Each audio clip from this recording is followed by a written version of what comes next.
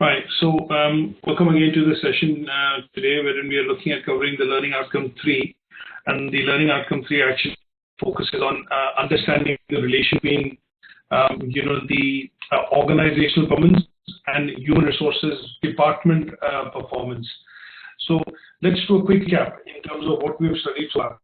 Now, considering this particular unit, what we've done in the Learning Outcome 1 is basically talked about in detail the functions of HR. And when we looked at the functions of HR, we have also gone into some of the details like how these functions of HR then kind of go into helping in the delivery of the key, the responsibilities of human resources department.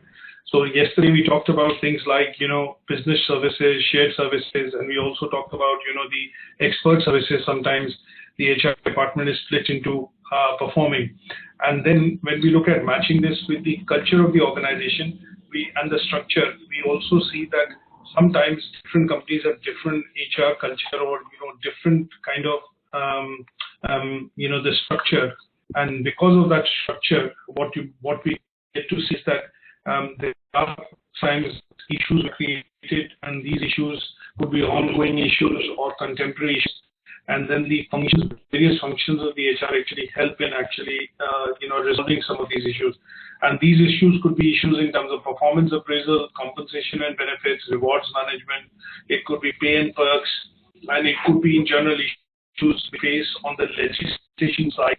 And those would be things like discrimination issues, equity issues, or if we look at issues in terms of, the examples that we've discussed during this course of this unit would be, redundancies. When redundancies happen, the HR department is typically faced with a dilemma of taking a call on the best resources to keep or retain, and then let go of people who do not have the right skill sets to be able to perform the role, the growing role in the organization. So now the third learning outcome basically focuses on understanding those issues from an organizational perspective. How does HR come in and solve those issues? And together, between the two, how they help solve, organizational problems. Why do we need the HR department? One of the questions which would come out by looking at studying the Learning Outcome 3 would be that what is the role of HR, and why do we need the role of HR within the organization? So this could be a fundamental question. So if I have to ask you, now that we know there are issues which organizations face because of resources, and some of these issues are ongoing issues, and what we also get to see is that sometimes you see the role of management is critical in solving these issues. So that begs us the question in terms of how do we understand what relation is possible between the HR department and the organization, and why do we in general need HR department within the company, business, organization to resolve these issues? So does it make sense? Are you able to correlate in terms of, why do we need HR department, or why do we need a HR manager in the organization? Can you think of maybe one or two reasons in terms of why do we need, a HR person within the organization? Basically, it is because we need HR in organizations because we need to ensure that the organization is able to achieve its success or its goals through the employees. And if we don't have that, we might not be able to increase the organizational effectiveness and capability. That is to an extent absolutely correct. So sometimes, if I just add on to what you rightly said, and I'll expand that briefly by the fact that sometimes you find that there are certain set of people which are in the best position because of their experience and because of the skills and the knowledge about the subject to be able to address or look at a particular problem. So if you have if I take a tangent example, sometimes if you're ill, you've tried all your general medication that you normally try, but at some stage you give up and you say, okay, I need to go and see a GP, or I need to go and see a doctor, because this obviously is not going away.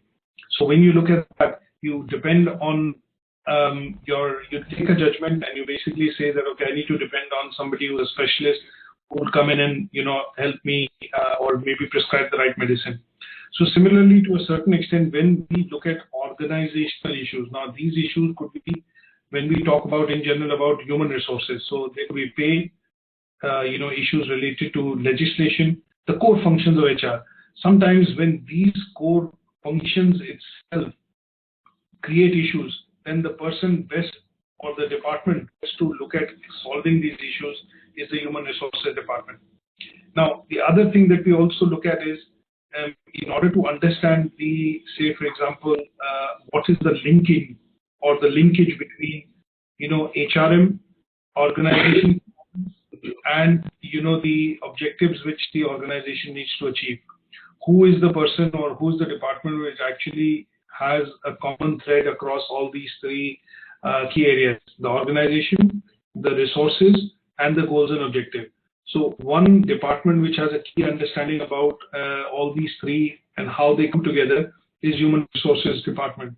So here again, the strategic function of HR is called on to understand how best the people are able to perform, because they look at job descriptions. The job descriptions are created by HR, and the other thing that they look at would be things like if the person the person is performing the role or is in that particular role, what is required to facilitate the role, the role which the person is required to do. So sometimes it falls upon other resources which could be infrastructural, technological resources, like if people are in sales, they would need a mobile phone, maybe access to a car, or a company car, some of the collaterals which are required. They look at marketing collaterals which are required. So all this, if it is not facilitated, the person in that particular job role might not be able to perform, even though it is given in the job description. So the coordination amongst various departments for them to function effectively and in one particular direction is actually brought across by human resources department, and that generally becomes their key role in terms of the link between human resource department and the link between I would say organizational performance. And this is important to understand, because the moment we say you need to do this, you need to do that, and that is described in some sort of a job description, then the HR becomes a clear like a key player in the creation of this highly productive workforce.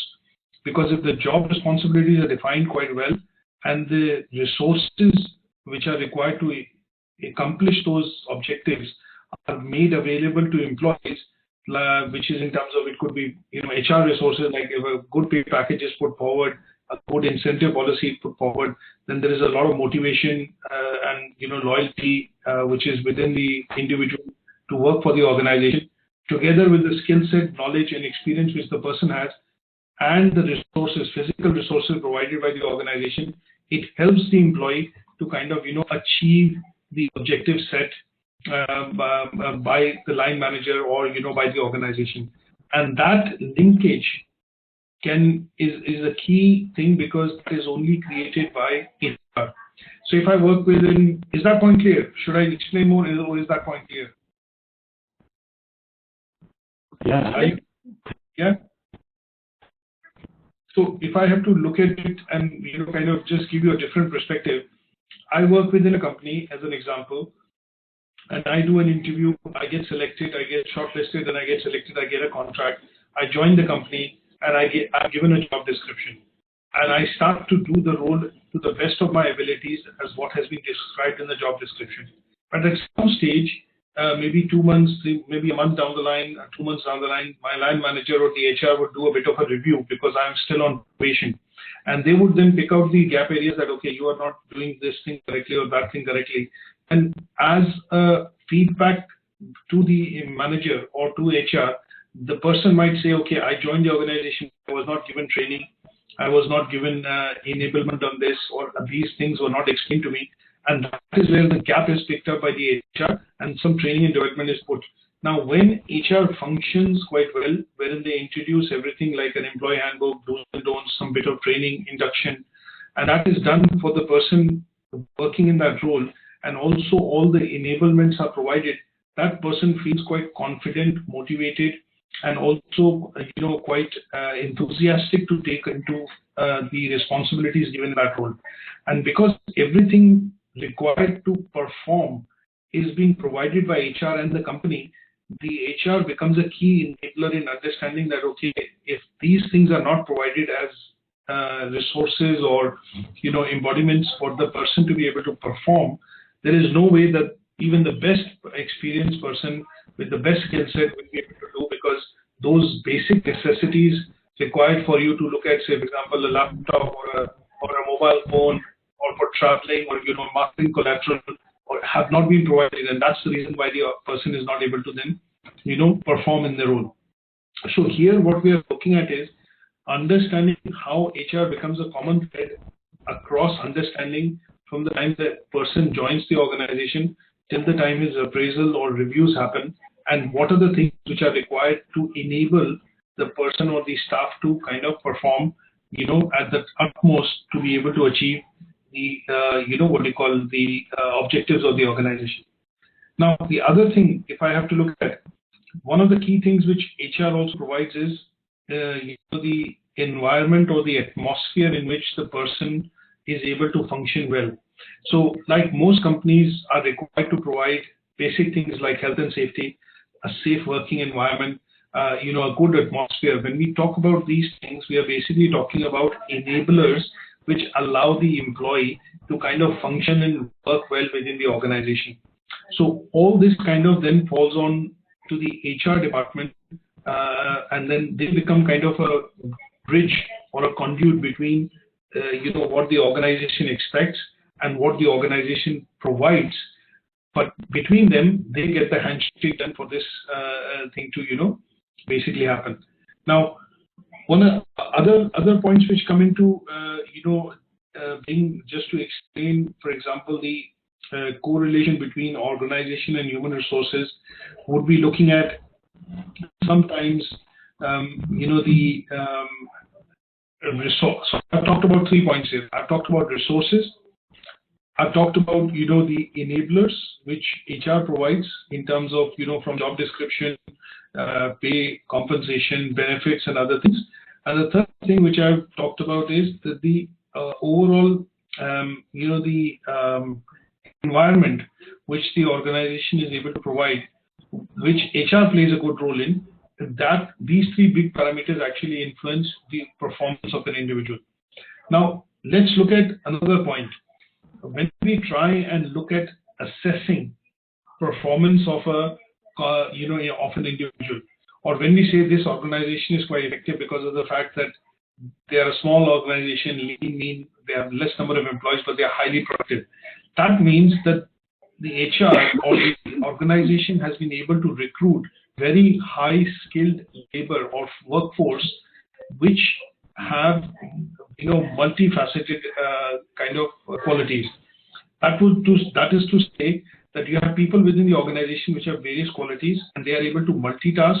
And because of the ability to be able to multitask, that means the workforce which has been recruited by HR also has is basically highly skilled, and that highly skilled workforce is able to meet the objectives of the organization quite quickly, in the sense that they have the knowledge, the skills, and also the abilities in terms of infrastructure and other things made available, which allow them to be able to achieve the organizational objectives easily. Now, one of the other things that we also discussed in learning outcome was that at some stage, when you work within the company or a business, you go through a process of evaluation, and that process of evaluation is nothing but the process of performance evaluation. That means how good you are performing, how well you are meeting the objectives of the organization in terms of the goals and targets set. So if you imagine that you work in sales and you've been given a target of, say, to achieve £1 million turnover in the year, then the review, which happens every quarter or every 6 months, focuses on the fact that how close are you to achieving that goal. And in order for you to be able to achieve that goal, sometimes you will see the line managers or the HR department will make sure that all the enablers, which are things like, anything which is an enabler, which basically would be required to achieve that objective, is made available by the organization so that you are able to cross the finishing line or achieve that turnover at the end of the year. Now, when we look at evaluating the performance at the end of the year, we spoke about in Learning Outcome 2 of certain techniques through which this evaluation can happen. We looked at, in the 1950s, it was management by objective. Then we looked at some of the techniques which takes into account the overall structure of the organization, whether you're getting support from financial side, infrastructure side, other departments.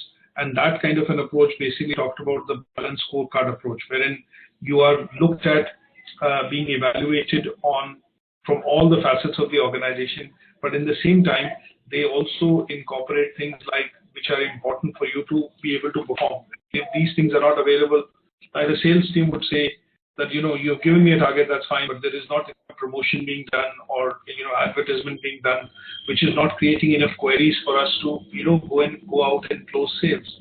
But that means the person is not performing. That means that certain other things which are required by the resource to be able to perform are not being provided, and in that case, that is captured under the balanced scorecard technique.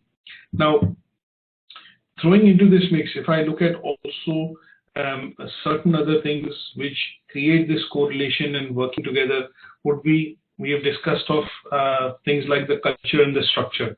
Now, if I look at the culture of the organization, you will see that the culture shapes the structure of the organization, because if you have the top leadership, which basically works in a particular style, like an autocratic or a democratic style, you will see that that kind of portrays down into the structure of the organization as well.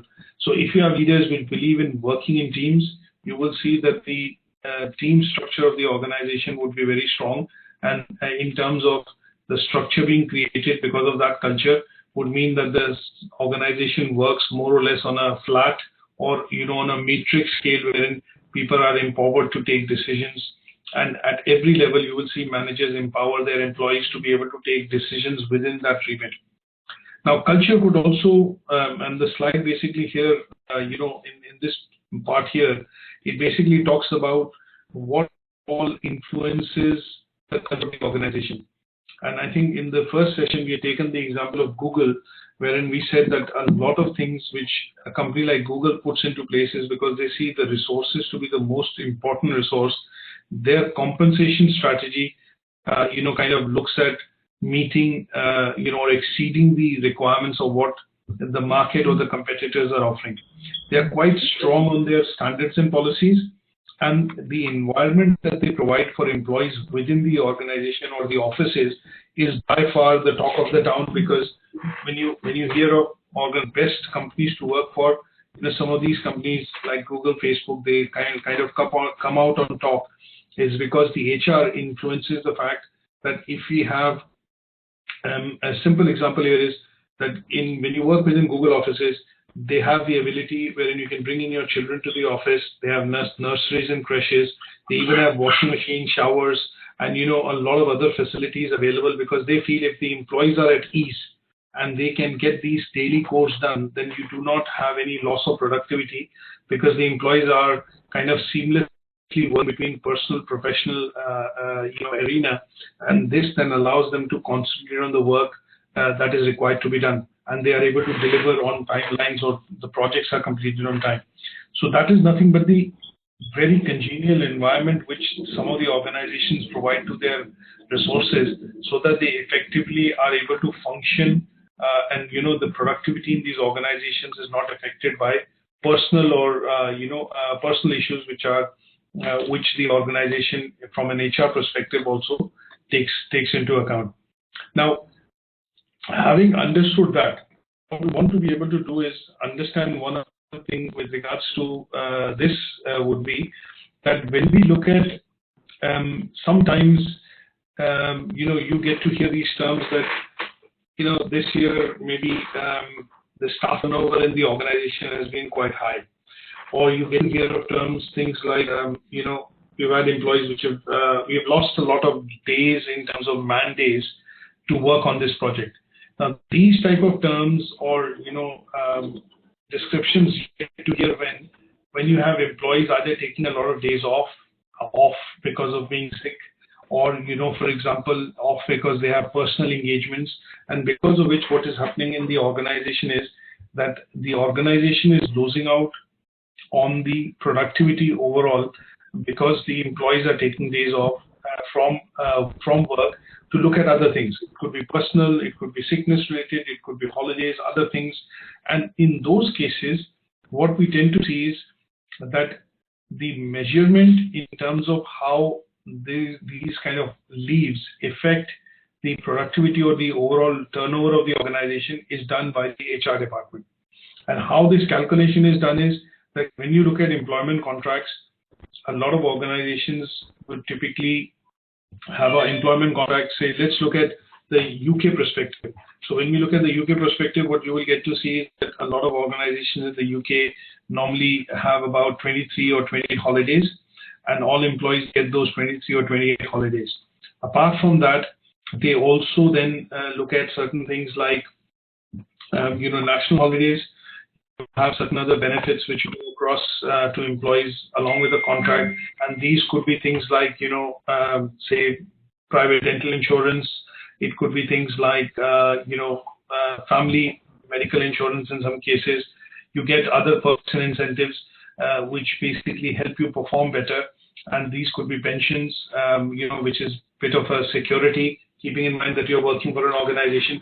Now, what do these things at the end of the day provide from an HR perspective? They provide security to the employee working within the organization. Now, when we look at these days and when we look at these perks which are put together in the contract, what we do get to see is that the HR at the end of the year, when they do a performance appraisal using whatever techniques, management objectives, benchmarking, balanced scorecard, or any sort of other performance appraisal which organizations have, they look at basic things. They look at how many days was the employee off, how many days were taken off as sick leave. They look at how many days were taken off as unpaid days. Now, this helps them directly calculate the performance of the employee vis-a-vis what the compensation or the pay package or the benefit is for that employee.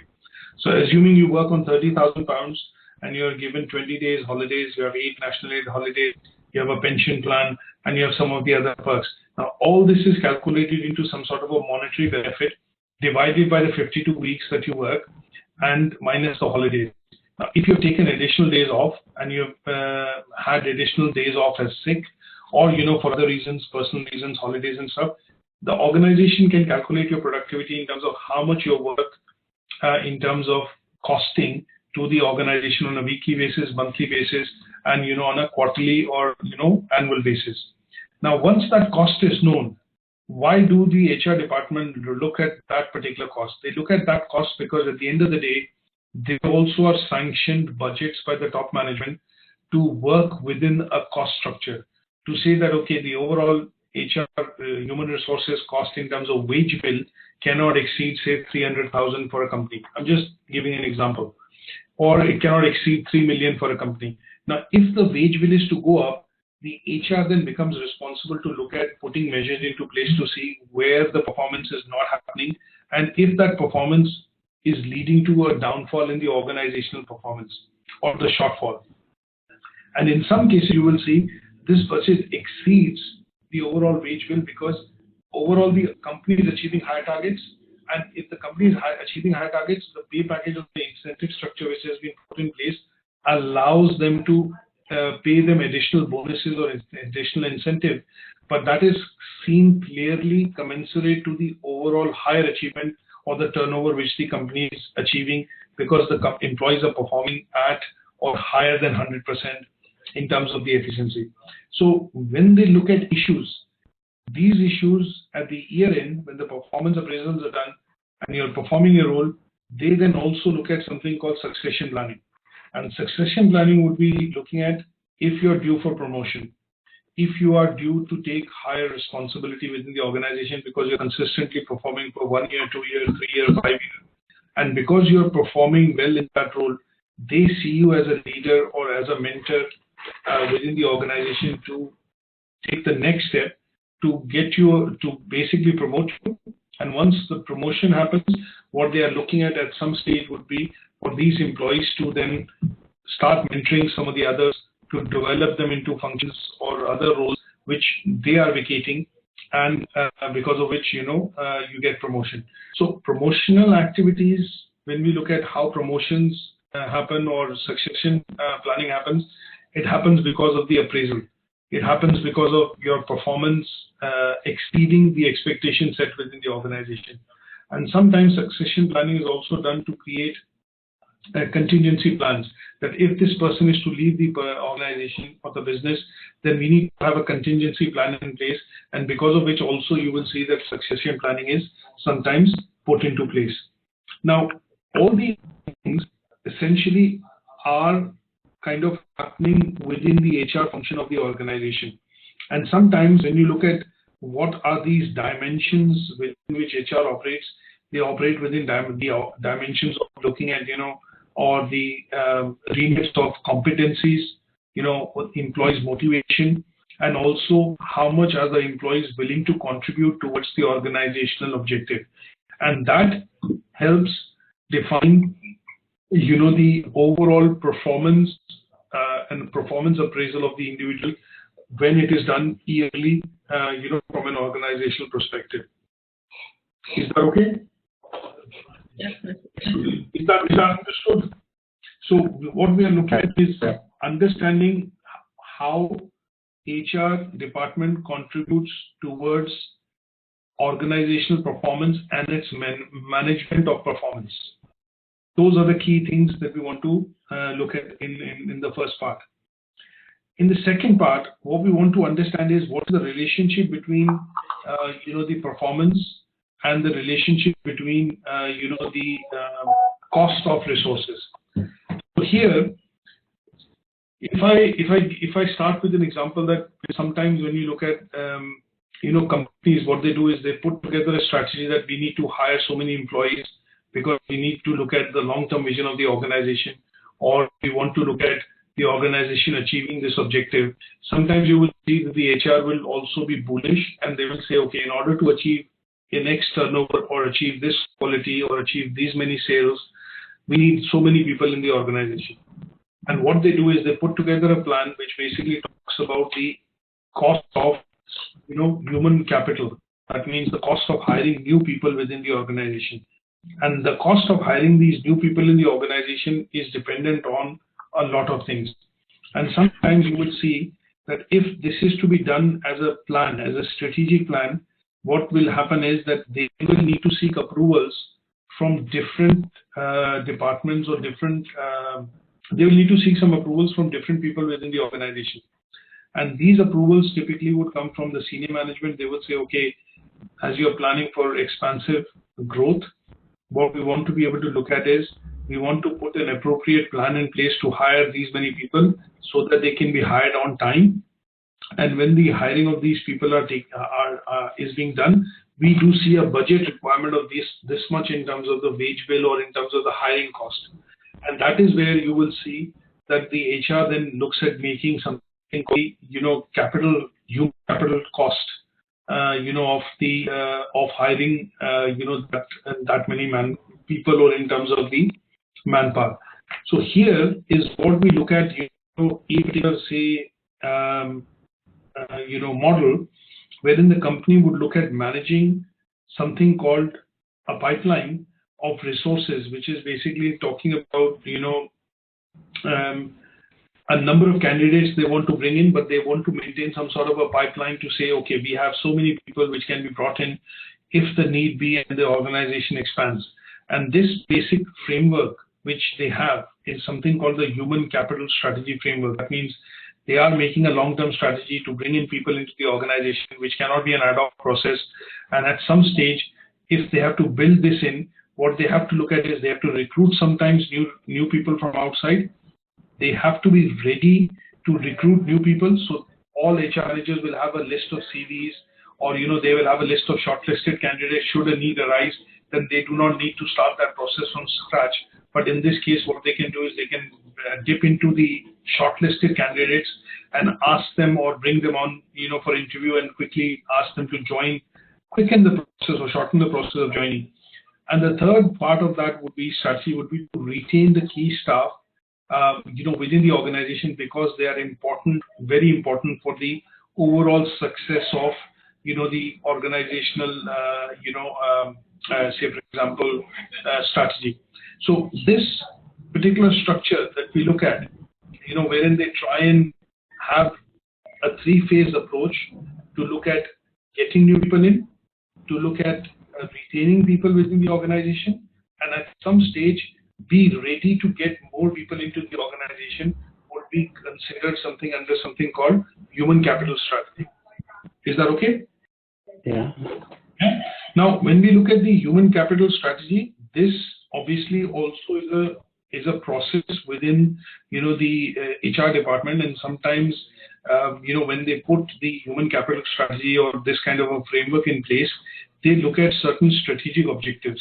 These strategic objectives would be objectives which are related to, bringing in people into the company which are going to, kind of work with the culture and the values of the company. They will also look at bringing individuals or people into the company which will can work individually, but can also, come in and work within a structure or a team within, if required, when they are put into some sort of a team structure. Then they will also look at individuals which are going to be fair and not over demanding in terms of the pay and compensation benefits. And to a certain extent, sometimes when you look at bringing new people in, sometimes the HR department will also look at bringing new people in because they want to introduce change. And that change could happen because you're hiring somebody from a competitor, and that competitor will be able to bring across certain best practices which the organization desperately needs to kind of move forward. So you would see that sometimes people are hired from other organizations. Typically it happens at the senior management level, wherein you have a CEO coming in from a different industry or a sector because they want a bit of, a change in the leadership to be able to reshape the strategy of the organization. So sometimes when they put this in place, the idea is to also look at influencing, the change within the organization. Now, that change would also be related to leadership, because if the hiring is happening at the senior most level, you will generally see that sometimes the leaders who join the company or people who join at the senior management level, when it's called the board level or the chief executive level, they have a very definite path of what they want to accomplish, where they want to take the organization, and that is nothing but the essence of leadership. And that means sometimes when you have to hire people from a different sector or from a different industry, and you look at even paying a higher cost in terms of putting some compensation and benefits because you think that is going to be beneficial for the company in the long run. So that particular aspect that we look at contributes to something called the human capital strategy. And within this we also look at something which is called the succession planning. And that succession planning can also happen primarily because if the organization feels that there are people who can leave and they are critical to the success of the company, then sometimes what they do is, as I mentioned, they would look at some sort of a contingency plan, and these contingency plans would look at training people so that they are able to have people in key positions. If the person is to leave, then somebody junior or somebody who's working within the department is able to pretty much take over and minimize the disruption within the organization. Now, so is this clear? Yes, sir. Very clear. Okay. Now, one of the other things that I want to bring across when I say that we look at a linkage between say for example HR, and where HR's role becomes quite important is that when we also consider something to do with let's put it this way. So something to do with, for example, when we talk about how times reapply needs to be done within the organization. you will see that sometimes we get to hear and also get to see things like that the organization is becoming lopsided. That means you hear these terms that, okay, we are too marketing focused, or we are too sales focused, or we are too engineering focused. So sometimes in order to rebalance the structure of the company or the business, you will see that the HR also then plays a very clear role or a distinctive role. And this is primarily done because they want to ensure that there is a balance of functions within the organization, which allows them to, move the company or the business forward. Now, when we look at that, what we are basically trying to say here is that sometimes you will see that in this context, the HR department does the adjustment, or they do a bit of a realignment, of resources, and this realignment is done to balance, departments, or balance the business divisions within the organization. So when we talk about this in general, what we are trying to say here is that sometimes you will see certain strategies being put into place which relate to business objectives or the company's vision and mission. Sometimes you will see that the HR would look at putting a strategy in place which is primarily talking about competence. And here is the example of the BT, which we have been taking throughout this unit, which talks about they want to make 12,000 employees redundant, but at the same time they will hire 4,000 new employees because they want those employees to have the skill set which are required to work in the company and take the company forward in the next 5 years. And the third, sometimes you will get to see is that the company will decide to refocus on the existing workforce by upskilling the workforce. And this upskilling primarily happens through the route of something called training and development. So what they will say is, okay, we've had so many employees. There are lots of companies which do trainings every year, but in terms of a full organizational wide capability audit, when the audit is done, they will then look at maybe doing training in every department, every member of the sales, or every member of every departmental team will be trained. And this is being done primarily to look at ensuring that the capability of the workforce within the organization is able to deliver on the business strategy which is there or which is decided by the top management. So when you look at sometimes businesses talking about restructuring, if I have to give it a different perspective, when you talk about restructuring of the organization is a key part. In that basically restructuring, HR actually plays a key part in that whole process. So where the organization feels that we need to restructure, who decides that where the restructuring is to be done, and then where does this process actually start? It's again goes back to the very basics of understanding, looking at job descriptions, looking at employee performance, looking at what they have in terms of performing that role.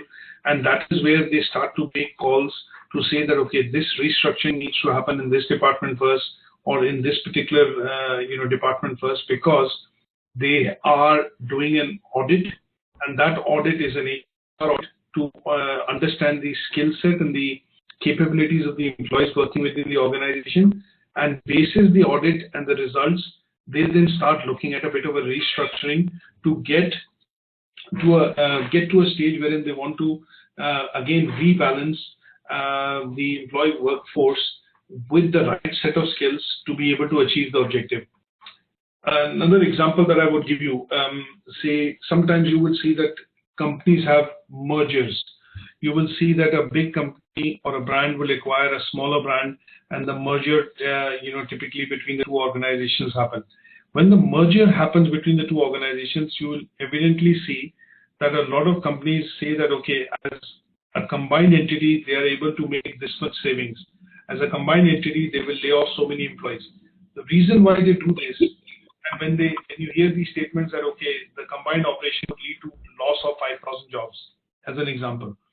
So if we look at, say, a merger of some organizations which are being discussed in the last few months, you see that Rupert Murdoch's business, which is Fox TV and Fox Television and some of this, is being bid for by Comcast, which is one of the largest cable TV operators in the US, and it is also being bid for by Disney. Now, Disney has a lot of content, but they do not have the infrastructure to deliver this content across, cable networks. So they are interested in buying the company. But what are the effects which we are getting to see where the HR will work? They will work in realigning the business after the merger has happened. So what they will do is you will have employees working within coming from two different types of, organizations. The HR department will merge, and the HR department will decide on a strategy in terms of what is the business objective of why the merger has happened. And then they will start to relook at all the employees within the organization to look at which workforce and, which of the workforce is fit for the business. And then that will help them to look at doing an audit. Once they do the audit, they know clearly this workforce is to be retained, this workforce is to be retained, this department is to be retained, this department is to go because there's a duplication or there is, after the merger, more employees than required to perform in that department. They would then look at doing a realignment. And that realignment will happen on the basis of three things. It will happen on the basis of strategy. That will happen on the basis of competence, which is required going forward as a joint entity because the organization is merged. And the third would be to look at the capability of the employees and then retain those which have the capability to serve the organizational objectives after the merger. So is that okay? Okay. Is that clear? Now, a small business, sometimes a good example of that would be that sometimes you see, I'm just taking a recent example of, might not relate with you, but I've seen a few large colleges merging within the UK.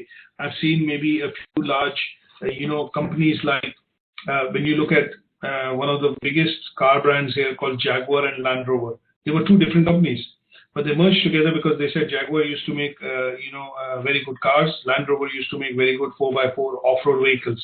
But what they did was they merged together and they created a combined entity wherein they said, okay, we do not manufacture 4x4s, but we need that technology. And they said, we do not manufacture cars, and we need the technology of having, 4x4 or some of the other things within their sort of products.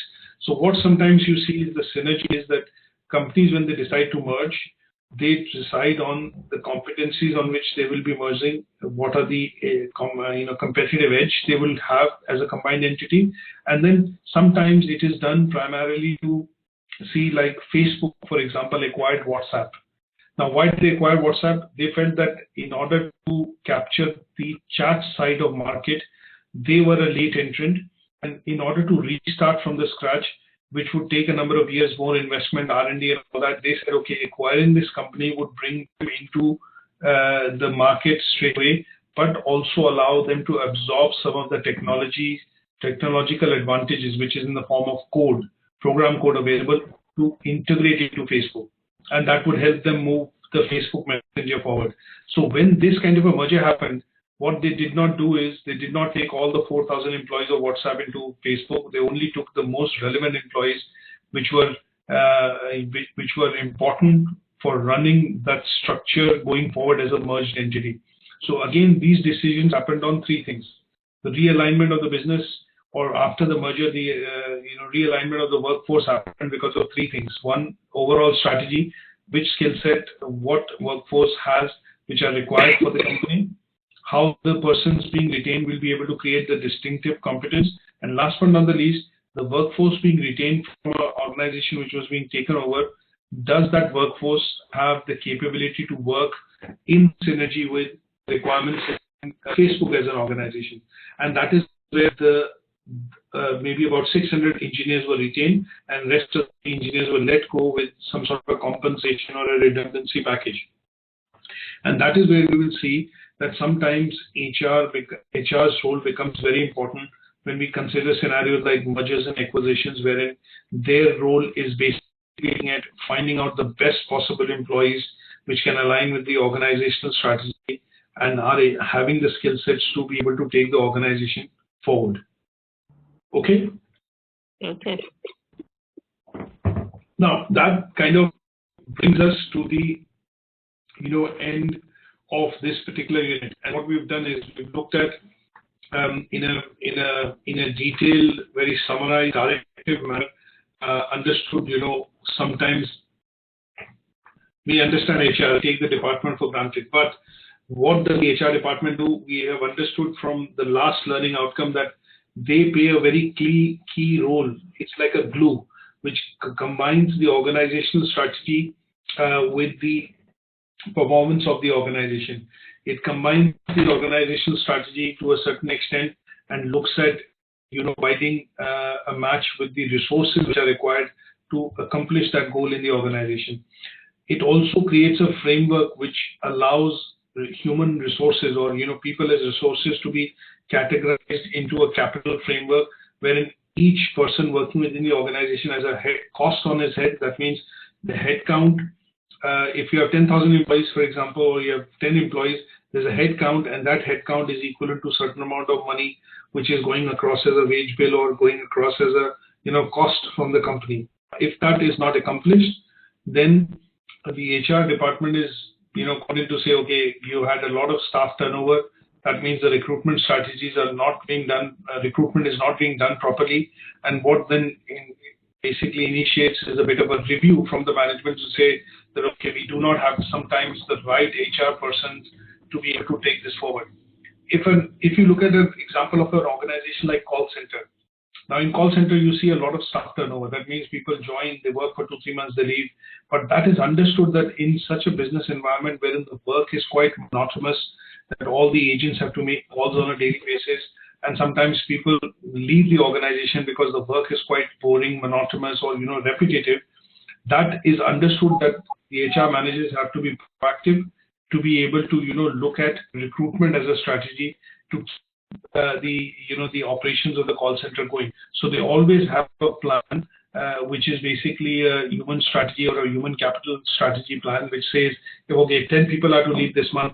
They have 10 CVs ready or 10 people ready as a shortlist to be able to join that position. But if that same example, if we apply to a different organization like production or engineering organization, see a lot of staff turnover happening, then on that side, the management would take a note saying that, okay, there is something wrong, that either you're not recruiting the right set of individuals, or the recruitment process is flawed. And that is where, sometimes the human resources department and the strategy is also overall reviewed by the top management in the organization, saying that, okay, you're spending so much cost on recruitment. It is costing us this much because those many people are leaving, and you're looking at always joining or looking at always bringing new people in. But that is costing the company a lot of money, and that overall measurement which the management sometimes does in terms of the review of the HR department is done from a point of view of financial capital or resources, to say that, okay, how much is this activity in terms of recruitment and selection costing us? Sometimes redundancies and their costs have to be calculated, and that gives a very fair benchmark to the senior management to say whether these functions are also being done effectively, and are the costs being saved on that side or not. And that is where we need to understand the correlation between organization's performance, but also HR department's performance within an organization. Okay. Yeah. Now let's briefly, Wellington, in your case, I'm going to discuss the assignment brief slightly different, separately and differently. But just opening that up, if you give me a second.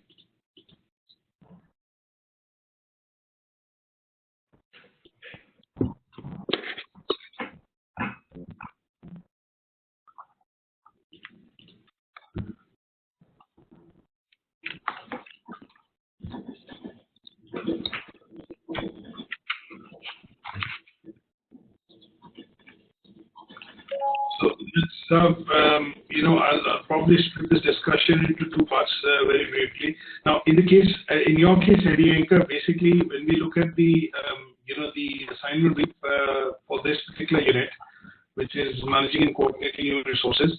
What we're going to be looking at is a few tasks which are required to be done, and they basically concentrate on the learning outcomes that we've just studied. And in this, your scenario that you're going to be looking at, if I look at this, just expand this for you, you're looking at a scenario wherein you work within a multinational garment and textiles company as an HR manager. And over the years, the company has grown and the success has been attributed to effective management of human resources. That means this company has a very well managed HR department. The HR department is doing its job well. They are making sure that the employees are motivated, compensation structure, pay rewards, reviews, all those things are happening on time. And because of which, what we see is that the company is growing year on year in terms of its business. So on the 50th anniversary of this business, you are required to actually, assuming that scenario, you're required to produce some PowerPoint slides, which will basically focus on 3 sessions. One will be what is the role of human resources in the organization. The second will be talking about goals of effective HR management. And the third will be looking at the correlation between organizational performance and human resources. So basically the 3 LOs that we are covering, 1, 2, and 3, you are required to actually produce 3 presentations which will cover these 3 LOs. And within that, you are probably looking at putting together about, say, I would say 7 to 10 slides, 7 to 10 slides and 7 to 8 slides, and cover some of these points. Did you just say 7 to 10 slides each for each question? For each task, yes. We are looking at in total of about 20 to 25 slides, for this first task. It says 15 to 20, but I would say about 20 to 25 because, some of the slides are cover slides or maybe, it's just explaining the bit, but you are not able to kind of, do justification because sometimes you have to explain some topics like change management. You might have to put 2 or 3 slides because you will put up a model like Levin's model of change, 3-step change, unfreeze, change, and refreeze. But in that, the second slide, you might give an example of how Levin's model is actually used within the organization by an HR manager. Sometimes like a change could be the introduction of Windows 10 is happening into the organization. The unfreeze could be the part wherein training and development is done. Refreeze, the change is basically installation of the software happening.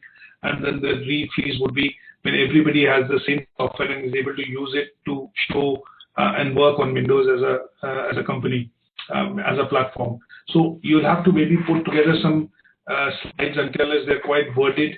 I think it will be about 20-25 slides in the task one. But you're briefly explaining the concepts. So responsibilities of human resources, the 5 responsibilities that we talk about are the responsibilities that you explain in 1 or 2 slides. But the second slide would always be, when you explain theory, the second slide would be showing a bit of application. How does this explain organizational objective? So maybe pick up an example of a company and then show, okay, how do they recruit, or why recruitment is critical for this company, and in this case, that would kind of meet that criteria. Okay. Okay. The second task in your case talks about, with reference to the topics that you've covered, what you have to do is basically do a bit of explanation in the form of a Word document and just detail out the last learning outcome, which is what is the correlation between organizational performance and human resources. So here you have to cover the theory, things like, the human capital strategy framework.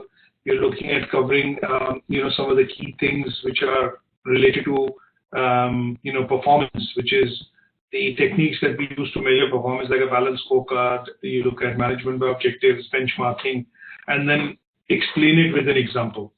Or show the application in an organization, and that would be basically completing this second task. So it's an essay or a Word document, and the first part is on PowerPoint presentation. Okay. Okay. So, like in my case, the one that I have kind of done is basically doing the 3 LOs, and you're actually doing 3 you could use this presentation, but what you will have to do in this presentation would be, I am only explaining this here from a theoretical perspective, but some of the examples that I've spoken about, you will need to include that as slides to explain each of that objective. Okay. Okay. So like the roles of HR is given here, in a way, but what you have to do is explain this in one or two slides in your own words by putting an organization context in mind. Okay. Okay. So in the case of Wellington, in your case, if I look at just the assignment brief, now here obviously there are a number of tasks. Wherein first task, it's primarily a word document or an essay that you have to do, and you've been given a context as a managing director is not a human resource specialist. So you have to assume that you are the MD of an organization, but you're not a specialist in human resources is not your specialization. You might be marketing or sales or accounting, but not an HR specialist. So here you believe that this role may be too large for the business to continue to grow. So in this case, as an MD of the organization, you have to do certain tasks or activities. So these are the three LOs that we have covered. But the activity would be the first part is, as a managing director, you've been asked to prepare an informative guide to understand the importance of human resource management and its implementation strategies. So here you have to start off with a Word document, and in the Word document you're explaining the definition of HRM, Strategic Human Resources Management. The second part would be to explain what is the importance of HRM within organization. So you're talking about the key functions of HR here, which are things like recruitment and selection, legislation, compliance with legislation, training and development. These kind of functions you have to talk about and explain using an example. And maybe this could be your own company that you pick up to explain here. The third part talks about how would you show the framework of HRM. So here you have to look at one of the framework models like the Harvard model of SHRM. There are various models which are there. There is hard HRM, soft HRM, but basically what you have to look at is you have to look at talking about the various models of HRM.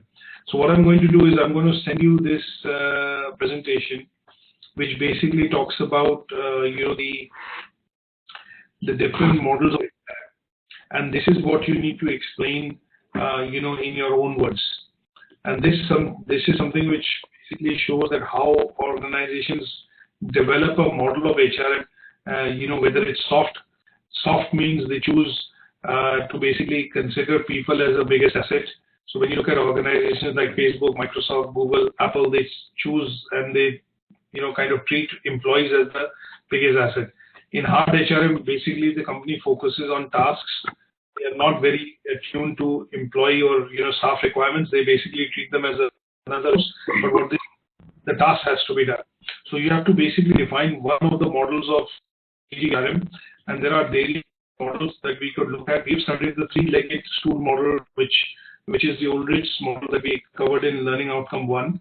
You could cover this, or you could cover Harvard framework, which is a very renowned, model of HR from a point of view of, understanding the organizational perspective. So I'll send this to you now. The second part focuses on, your part showing how the SHRM or the HRM process actually works, and the role which the HRM is within an organization. So this corresponds to what we spoke about in terms of, last time when we talked about, things, when we detailed the various functions of HR. So this is in activity 1. In activity 2, you're looking at talking about contemporary issues. Now, what are contemporary issues of HR? Contemporary issues of HR, issues that the HR deals on an ongoing basis. Things like discrimination, introduction of new technology. It could be things like, say, age, compensation, gender, benefits. When we talk about the pay gender gap between men and women. So these are contemporary issues which you have to cover. Here, you have to do a small presentation, which could be about 5 to 7 to 10 slides, and it has some accompanying slide notes. And just to give you an example of how learners have covered contemporary issues in HR in this presentation, I'm going to just try and show you maybe a slide which the student has presented.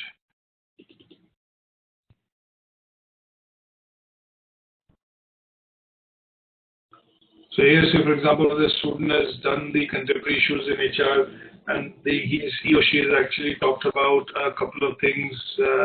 So for example, one of the contemporary issues, how to retain staff. So when you look at this as an issue, you have one staff working on say 10,000, the other staff working on 14,000. Well, the difference in terms of compensation has to be justified, because if the two employees come to know, or the employee which is getting lower salary comes to the other employee is getting higher salary, how do you deal with this particular issue? And that is why it is a contemporary issue. Sometimes you will see staff turnover is an issue. A lot of people coming and leaving, joining the organization but leaving, and there are lots of issues, lots of contemporary issues. So in this case, the person has only chosen two, which is staff turnover and obviously compensation and benefits through the point of view of retaining staff. And that could be something that you could let, from a point of view of contemporary issues. The third part basically talks about identification of range of HR strategies which the company could employ and their application within the organization. So here you are essentially going to be talking about different strategies. Which are, what is the different strategies? Basically the functions. So how does HR use compensation as a strategy to retain employee within the organization? That could be one that you talk about, and that would be covering this particular task. You could also look at how recruitment and selection is used by a company as a strategy within the organization. So for example, call center is an example where they have to recruit people again and again because of high staff turnover, and that would be a strategy that you could explain. So one function which is critical for the organization that you pick, and that has to be explained within that organizational context to cover this particular task. Is that okay? So if you prepare a draft and send it over, what I could then do is give you some sort of a feedback if you're on the right lines, and then you can go ahead and complete the assignment. Is that okay? Okay. Any questions on this so far?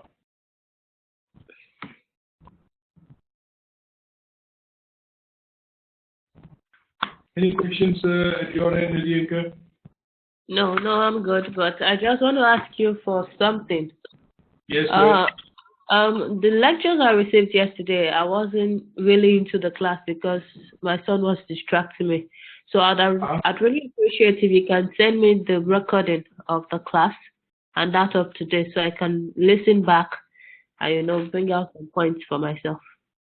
Okay, that's fine. I will. You got the? Did you get the presentation? The presentation is already. Presentation is already there with you. I will send you the recording. Okay. The recording now. But today and that of yesterday, please. That's fine. No problem. Are you sending any materials for today? Yes, I'm going to send you some materials for today as well. Yes. Okay. Thank you so much. So that's LO2 session recording, and I'll send you for the LO3 session recording as well. Okay. This will take a couple of minutes because at the end of the day, what will happen is the recording when I stop. In fact, I could stop it now. And then